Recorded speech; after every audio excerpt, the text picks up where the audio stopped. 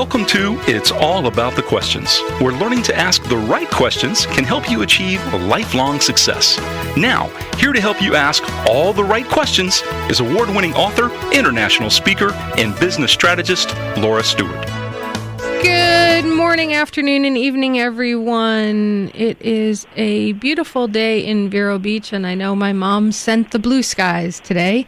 And most of all, I know she would love the conversation that we are about to have today with Chef Charles Carroll, co-author of The Recipe, A Story of Loss, Love, and the Ingredients of Greatness. Last week, I had John David Mann on, who's the co-author of the book with Chef.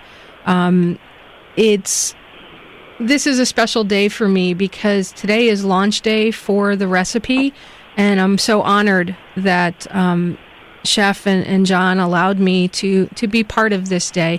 And I happened to look just before the show started, and the book is already a bestseller on Amazon, both in the Kindle and the hardcover. So congratulations to you, Chef Charles, and to John. This book is life-changing. And you know, I just want to dive right in. We can talk about your background, Chef, but you know, I want to thank you both for writing this book and for you to reaching out as a fan of John David Mann and The Go-Giver with Bob Burg, because this story needed to be told.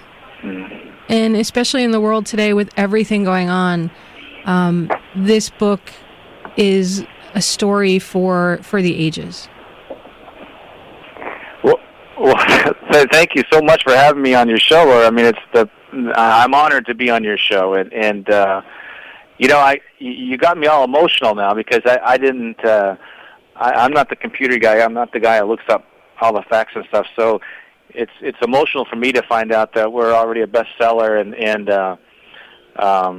because this has been 7-8 years in the making, mostly because we were waiting to line up John's schedule and my schedule, and we met 8 years ago, and that's a special story in itself. And so for this day, first of all, the launch day to be here, it's kind of surreal and hard to believe, and then for you to tell me that we're already a bestseller, that's pretty emotional for me. So I can understand that, and that coming from a man who, you know, you took your first Culinary Olympics gold medal at 24.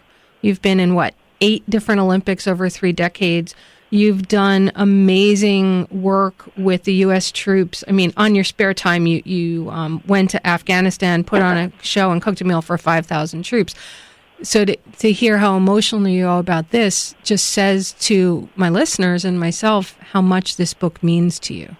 Yeah, it's special, and you know, John David Mann is one of the best in the country today. So, I mean, I read The Go-Giver. It was a gift to me, and I loved it so much I gave it to my boss, and then we decided to give it to all our managers here at the club. And so I was sitting home one day and on a Sunday having a cup of coffee in the morning, and I was kind of floating around on Facebook, and I saw John David Mann. So I reached out and said, "Hey, I love the book," and he responded, and I almost fell off the chair. And you know, it's a great life lesson to your listeners. I mean, I'm a big proponent into, you know, just, you know, allowing yourself to dream and then have the courage to jump after it. And so I introduced myself to John and told him I had a couple of books out, and would he take a look at them? I would love to hear his feedback. And then fast forward, I said, I have this idea for a 3rd book, and I have 8 chapters of it.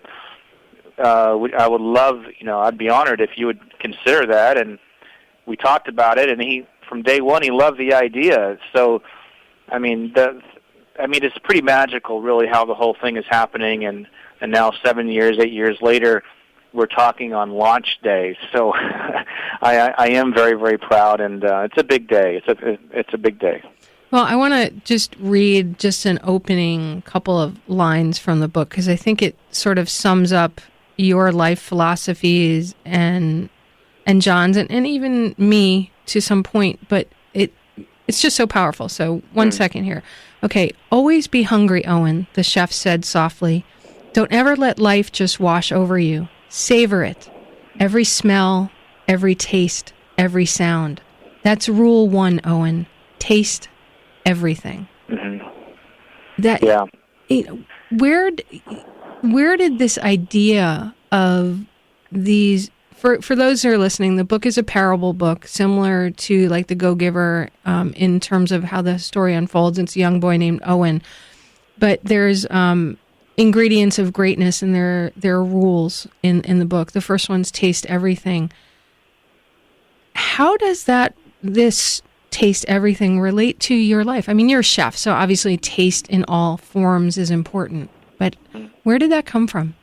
Well, there's a lot of answers to that. When John came down to visit for the first time, we have 6 kitchens in the club, 3 restaurants, and we do about 80 to 100 parties a week. So we're a very, very busy operation. I have 75 employees, and one of our signs that we hang in the kitchen says "Taste everything," and it's one of our guiding principles. And as strange as that sounds in the chef's world, encouraging your chefs to taste everything. I mean, some days, sometime, it's all you can do just to get the food out. If we got 7 or 8 parties that we're putting out just for the lunchtime, it's sometimes, it's all you can do just to get it out. Sometimes you have to encourage your chefs to, hey, slow down a second, slow down, smell, taste everything before we put it out. So that was one of our guiding principles. And then, John's creative writing, and so John loved those guiding principles, and these cards that we had made, we gave to all of our cooks to put in our pocket.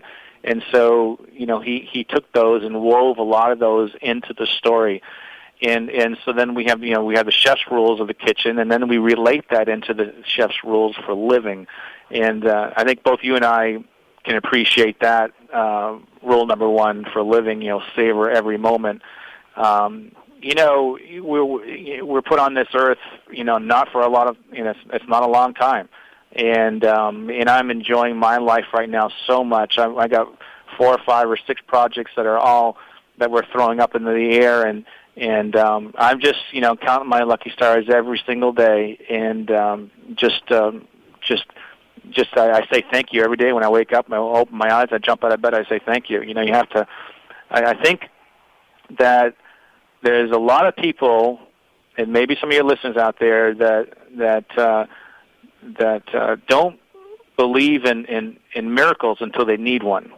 And the fact of the matter is, miracles are happening around us every single day. It's just whether or not we choose to see them, or to smell them, or to acknowledge that they're actually around us every single day. You're in Houston, and I am. You just went through the Crazy horrible time. hurricane and all the floods, and you fed so many people. Both you prepared food so they would have food during the hurricane and then post the hurricane. You probably saw a lot of miracles happen then. Is there any that you'd like to share about your experiences with that? Yeah, I'm blessed to be at a very special club that has an amazing membership. But the most emotional time about that whole thing was the fact that we were fortunate that my family was dry, everyone was safe, dry, had power, the vehicles were okay, but we were flooded in, so we couldn't leave our development, and no one could come in. And the emotional part was that we had a lot of dear friends that were getting tragically flooded, and there was nothing we could do about it. So that was a very difficult part.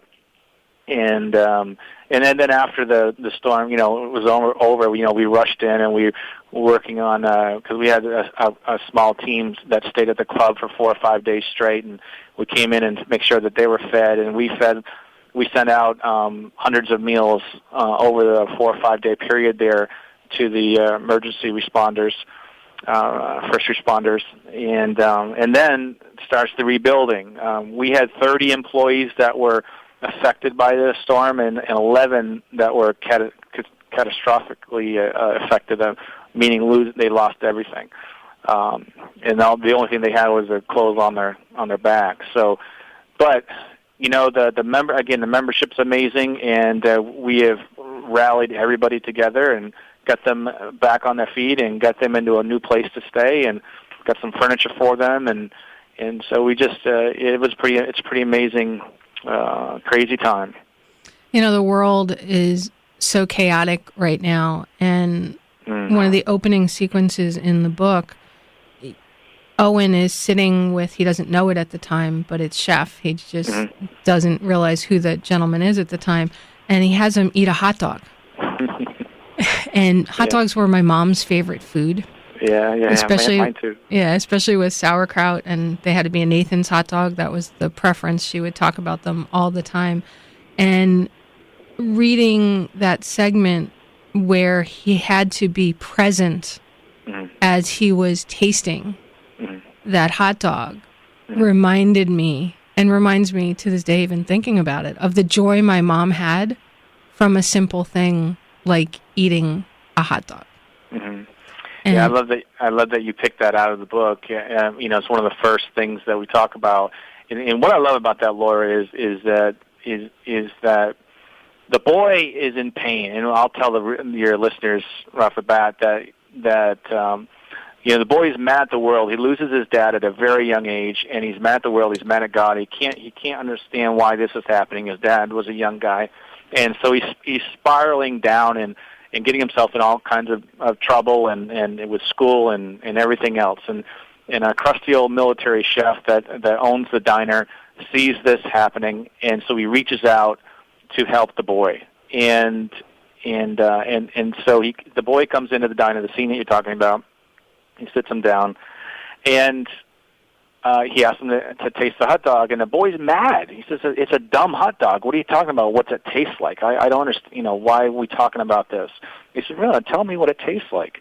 And so he makes the boy think further into what the chef is asking. And what happens is the chef is we just love the character of the chef. He's so smart, and he's so seasoned, and so he's such an amazing person that during this one moment, this 10 minutes or 15 minutes, he takes all of Owen's pain away. He lifts the burden off his shoulders.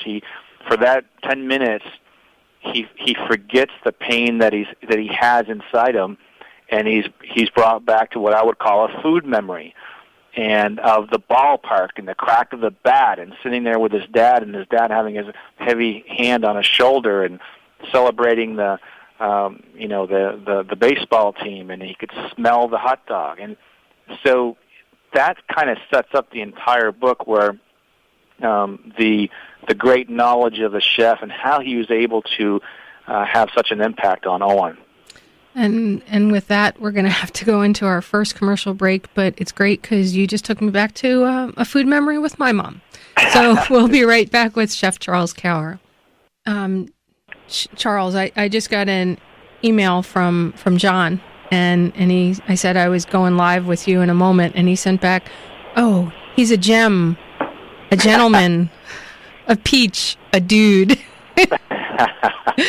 In his own inimitable way, every email you get from John just sort of lights you up and makes you taste everything. You can smell, taste, feel every sound in the emails that he's writing. What was it like to have this dream, this book of yours, and put it together with somebody else? Laura, I think that, I knew John Mann was a pretty famous guy and an amazing author, and to be able to partner with him after The Go-Giver, was just like, talk about, jumping off a cliff and hoping that, your dreams come true. My God, I mean, I couldn't have written it any better. And so that's amazing. And to work with John was, here's a guy that he's a foodie, and that's why we're so passionate about this, and in so many different ways. And we're self-publishing. He probably talked to you about that. And you know what? I'm excited about that. People ask me, "Are you upset that the book was passed over by so many?" And it's a little disappointing. But this is a whole nother experience, the self-publishing thing, and as you mentioned, we're already a bestseller. I couldn't be more pleased, and the process that I've learned so much from John, not only just writing with him and smelling and tasting and savoring every single thing, but just the thoroughness of the how he was an architect in how he put this whole thing together over the last 6 or 7 months. What our action plan was going to be, how the media plan was going to be, and so I just enjoyed I'm tenfold the guy that I was when I first met him. Well, the book is called, for everybody listening, The Recipe, a story of loss, love, and the ingredients of greatness. For those listening on the podcast, you're no longer listening to me live on iHeartRadio with Chef Charles Carroll, but today is launch day, and they're already a bestseller. And, Chef, you mentioned about you guys are self-publishing it.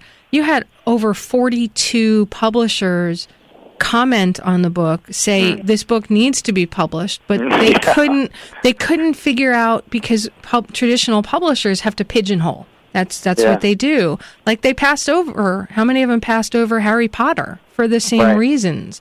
And look what happened with that book. I mean, J.K. Rowling became the first billionaire author ever because of that, and she just fought for it. So for going through that process in its own way was like the book, A Tale of Heartbreak and Redemption. Yeah. You got that right. I mean, was it 42? I don't know. I lost count. It felt like 100, but I could tell you 100 other stories just like that. And but now, Laura, I don't know if John told you, but we have serious, genuine movie interest right now for the book. I mean, a very well-known actor has a production company, and we're having very serious discussions right now. So that alone is exciting and amazing, and you know what? We have the rights to the book. So everything is kind of happens the way it happens, and I was a little bit surprised. But here's the thing too.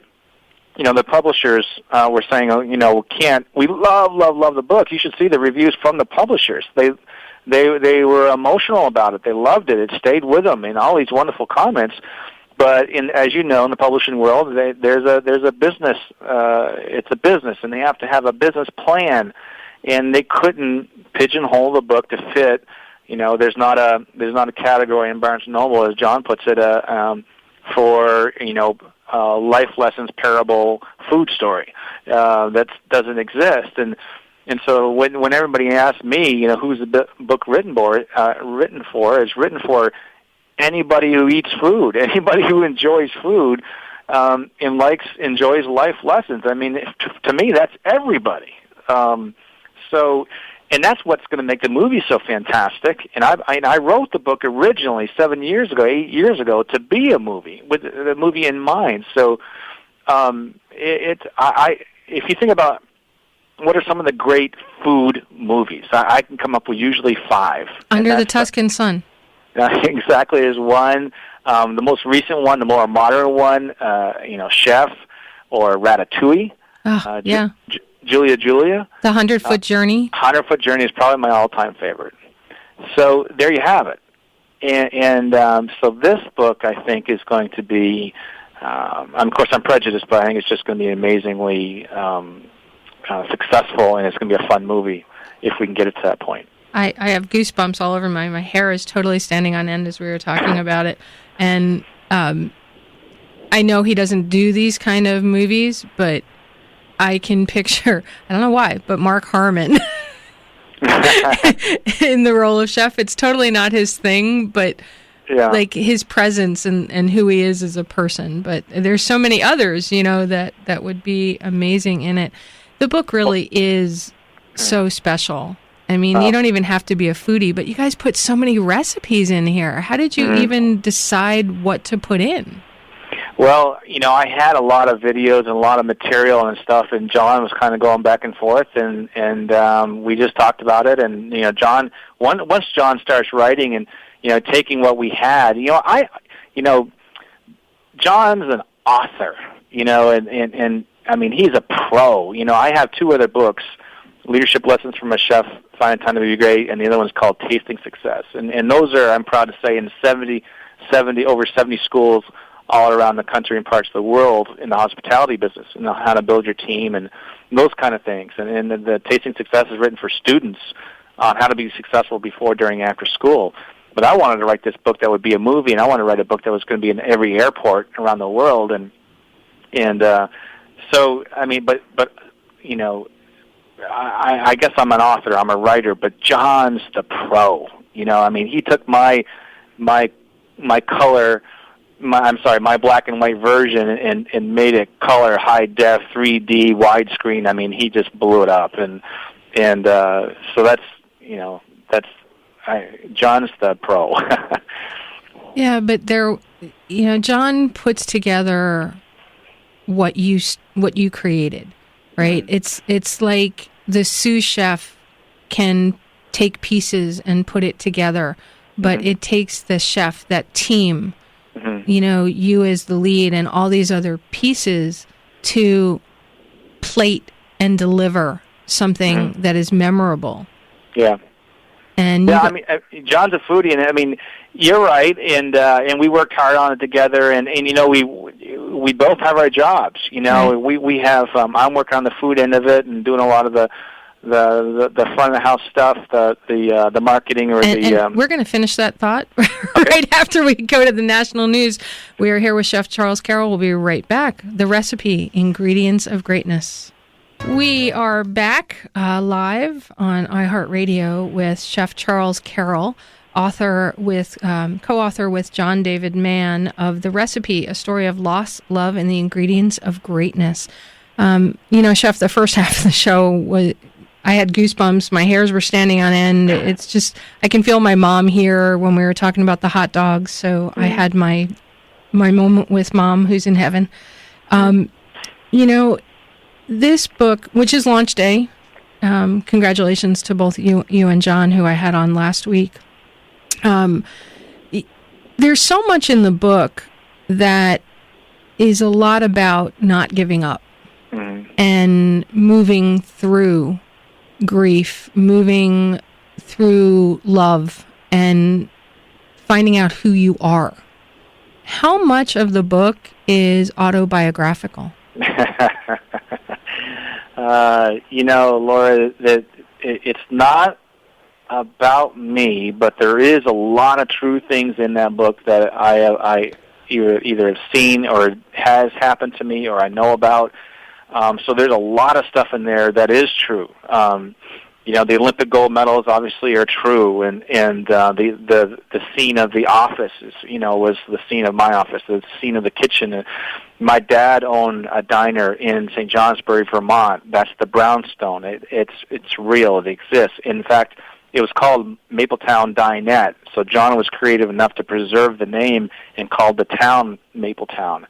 And he was a teacher at the school, the local school, which, same thing with Owen's dad. So there's so many related things. The White House, the trips to the White House. I've been to the White House a few times, and we changed Afghanistan into a flood out west, which actually that is now true because we just got done feeding so many here in Houston. So, so there's. That's what we do, right? When we write about things that we know about or we can relate about. So, some days I'm reading the book, I'm thinking about it. Some days I see myself as the chef, and other days I see myself as Owen. So it's kind of all the above. And I was heavily involved with the military, as you know, and that's why the diner chef is a retired military guy, and that's where the dinner at the end of the book comes in, and I actually did that when my dad was state president for the Elks Club, and he had me be in charge of his banquet for around 150 people, I think it was, as a senior in high school. So that was kind of a true story in there as well. So there's a lot of truisms in there. So you wove your experiences into the book, and it really shows. Because it's so real. Yeah. Laura, there's a couple comments that we had a pretty sizable launch team, as you know, and you were kind enough to be part of, and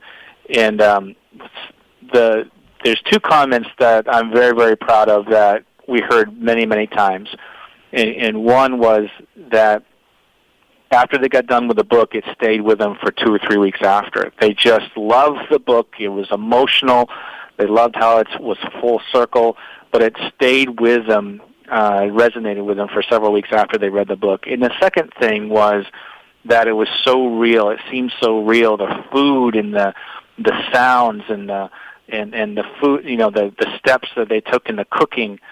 It was so descriptive and which hopefully is hopefully everyone feels that, because I'm a chef after all, and if I missed that one, that would be bad. But that's how. And John and I had a blast with that because John's a foodie, and I joke a lot. I say the only reason why John took the project on because he knew he was going to eat well the next couple of years. Yeah, right. But we spent a lot of time on the phone talking about I can't get this omelet to it's funny. John's he loves to cook. I've become a better cook because of the book, because of the rules, and all my listeners know that for the last 6 years, I've been caregiving for my mom while we've really taken care of each other. Mm-hmm. And, I had always so much pulling me, but I needed to cook for Mom. And I had a love of cooking, but I wasn't really loving it because of a lot of different reasons. And after I read the book in a very early draft, because you guys were still looking for publishers and everything, and John had sent me the manuscript, I started being more present when I was cooking. Mm-hmm. And that stayed every time I cooked something for Mom and I. And I started just cooking different things. And she fell in love with, I would take red potatoes and dice them. And in the book you talk about dicing and making things the same size and why, things needed to be the same size and the flavor and the inside out of the food. And I'd take these red potatoes and I'd dice them small and I'd put some unfiltered extra virgin olive oil in a saute pan with, and just start watching them in the pan as they're cooking and they're sizzling, and then I'd finish them off with a little sea salt, because you talk about how some foods you need certain spices before and sometimes at the finish so it transforms and brings the inside out and all that. And I served it to my mom the first time after I did it, and I don't even remember what I served with it, because what I know was the moment my mom tasted those potatoes, she lit up like she did with a hot dog. Mm-hmm. So I had to make them once or twice a week for her. And it was because of your book that I was able to give her that and give me that. And now I can't look at a red potato without thinking of my mom in a good way. Yeah. That's what this book did for me, and I know it will do it for a lot of other people. Well, I know your mom's looking down and proud of you right now. And, moms are the best creatures on earth. My mom, as I shared with you, I lost last year, and one of, I think was the most amazing person in the world, and she had I grew up in a country inn, and my mom and dad worked their can off all the time. My dad owned the diner and the inn at the same time. And any of your listeners out there who have a family business know that you work 8 days a week. They don't care if you're in second, third, or fourth grade or not. You're shoveling snow. You're building fireplaces. You're showing guests to their rooms. You're helping with luggage, and that's what we did. And some days it sucked because you really wanted to have a friend over or go somewhere, but you couldn't because you had to work. But it was an amazing lesson for me to learn the discipline from my mom and dad, and to be taught so well from them earlier on, and I think that's what's helped me with my success today. Being in a country inn, you always had somebody in your home, and so you were always on stage. And there's a lot of chefs out there that are a hell of a lot more talented than I am, but I think where my success has come through overall, I think it's because I'm able to have conversations and work with members and people and guests a lot more. My communications are a lot better because I grew up that way. And so my mom had an amazing way of putting things in perspective all the time. all the time, whether it be in a tough time or a great time, a time of celebration or a time of loss. Mom had a way of always putting things in perspective. She is an amazingly strong woman, and so I share with you those times, and my mom was a great cook too.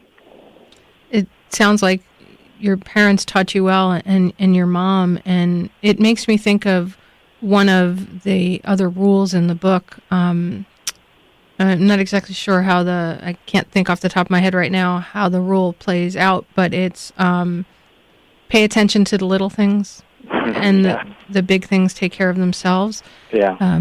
It sounds like your mom really instilled that in you. Yeah, and that has so many different meanings, and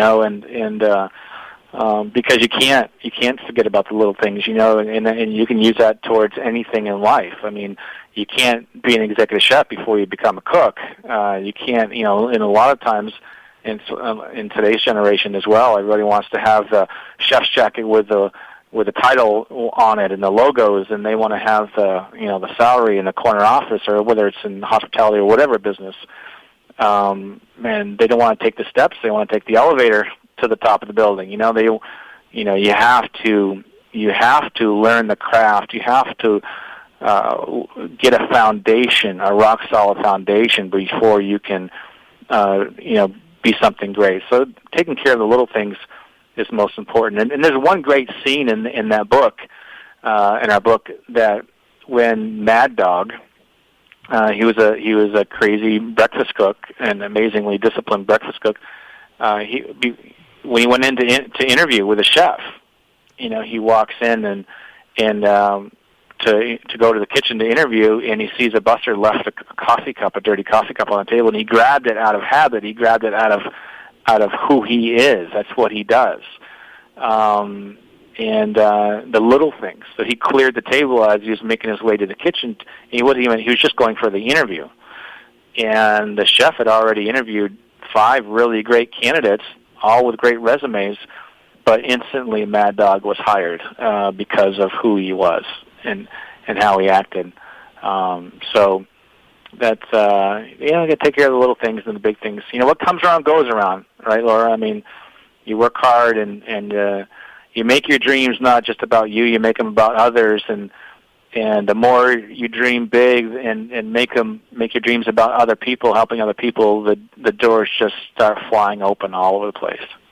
Yeah, and in very unexpected ways than you expect. I mean, I have some similar Bob Berg, John David Mann stories as you do about how I met them, and we've become really dear friends, because of met them at a conference, Yeah. and just stayed in touch. And I think one of the things that shows in the book is, you have to be open and listen and feel, because it may not show up quite the way you expect it to do, but something incredible is going to happen from the actions you take. And you hit on something there, Laura, that I'm passionate about, is that, if you have some listeners out there that say, oh, sure, yeah, you wrote a book with John Mann, but I could never do that. I mean, you met him. Or... Okay, and you're going to finish that right after the break, because if I go now, we'll have an issue. So hold on, we'll be right back. Yeah, gotcha. Chef, you were talking about something that I had to cut you off. Yeah, I got to try to remember now. That was a long time ago. I know, right? It's like a minute and a half or 2 minutes of commercials, and it can feel like forever. It's the only downside to live broadcast radio. Yeah, it was. It had to do with the process, and I think that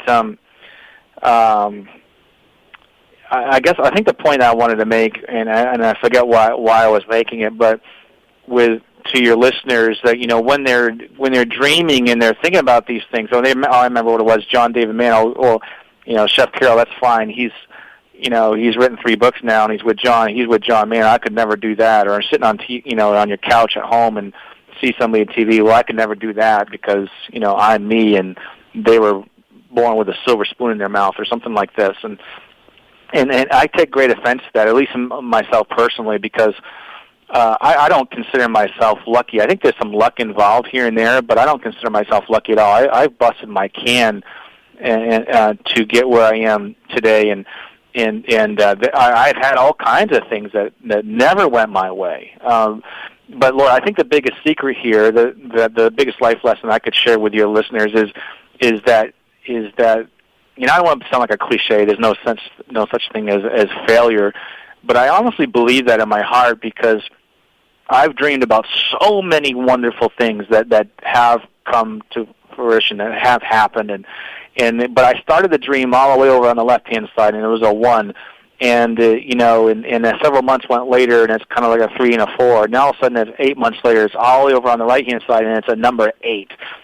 So the dream is happening, and it's moving forward, but it looks totally different than it did when I first came up with the idea, the first concept. So the moral of the story is just be okay with the process. You're going to have a lot of bumps in the road, and there's going to be a lot of things that don't. I had to wait 8 years to connect with John, but we're talking today. You and I, Laura, are talking today on launch day, and you told me that we're already a bestseller. I mean, I got goosebumps. I got tears in my eyes, because you have to be okay with the process. You have to be okay with the journey. And as long as you have that in your mind, I'm working on a TV show, and what do I know about TV? Absolutely nothing. But 80 meetings later, I got a really good idea about a TV show, and working with a guy in L.A. right now. And does it look like what it looked like when I first wrote it? No, it looks nothing like it. And out of those 80 meetings, I never had a bad meeting. It's just to help me bump myself along, bump here, bump left, bump right, and just be okay with the process. That is so your book, The Recipe, A Story of Lost Love and the Ingredients of Greatness. You talked about sticking it through and being okay with the process. And at the same time, throughout this show so far, we've talked about, well, sometimes you're not okay, and that's okay. Mm-hmm. Just be open to that next moment when somebody or something will come along and lift you and support you and help you see the other side of what feels like the worst pit that you're in the moment. Laura, you keep pushing these buttons for me that, it's a lot about it's where you look. Where are you looking? I had that epiphany many years ago, 8 or 9 years ago, but it's taken me this long to get it, is working with negative people. How many of you know negative people? And I had no idea, no way of coaching. How do you coach a negative person? I couldn't do anything. Give the person books, give them ideas, have sit-downs, meetings. I couldn't do anything. Finally, I had this epiphany that, the person is looking in the wrong places. And he'd always come to my office every single morning, or 4 or 5 times a week, with all this negativity, or a particular employee. This person can't do this. So finally I stopped him, and I said, look, next time you come in my office, you're going to tell me 3 positive things that are going in your life, or going on in your day, or going on in your kitchen downstairs, or in this particular employee that you keep complaining about. You're going to tell me 3 positive things about that employee before we have this conversation. And then it forced this person to look in different areas that he never was used to looking. So, like I said, go back to what I said earlier. So a lot of people don't believe in miracles until they really need one. Well, they're happening all around us every day. These flowers that are blooming outside your house or on your way to work, those are really miracles. If you stop and just appreciate them. So, every once in a while, ask yourself, where are you looking? Chances are you will find something if you're looking for it. So if you're looking for negativity in your life, you want to complain a lot in your life, then ask yourself, where are you looking? That's a perfect tweet for any of my listeners out there. Tweet that out. Where are you looking? Because it's so true. It's so beautiful. John, you guys have a website. I want to make sure people can get to you and to John if they want to, but to you and get the book. So why don't you share how people can get this book, The Recipe, A Story of Lost Love and the Ingredients of Greatness? I appreciate that, and I thank you for having me on your show today, because it is launch day, and I have everything on my website, chefcharlescarroll.com, Chef Charles Carroll, CARROLL.com.